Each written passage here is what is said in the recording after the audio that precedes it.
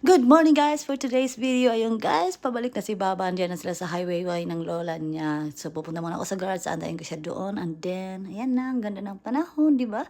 Super, ang ganda, ang init nga lang, grabe. So ayan na sila. Ayan na, tapos ayan na yung pusang gala na, oh my God, may attitude. Ayan si Baba, di ba? Bigla siyang tumangkad guys, din si Mama. Thank you Mama for bringing Baba home safe. Ayan, tapos dinala ako ni Mama ng Starbucks. Lagi yan siya guys, super generous.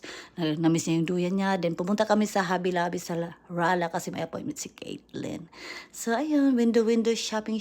Tapos si Caitlyn, ayan, nakakita siya ng... But anyway, may nadaanan akong mga arts and then yung Last Supper. Ayun, nakakita si Caitlyn ng stuffed toy. Kamukha daw ni Nick, reminds him of Nick, o diba? Tapos, ayan na guys. Tapos nakita kami maraming Hello Kitty na mga yan, blanket. Sana daw may malaki. Tapos, ayun yung neck pillow. Mga ganyan ba? Tapos, ang cute ng Stanley, diba? Super cute. And then after that, nagpunta kami ng Culver's for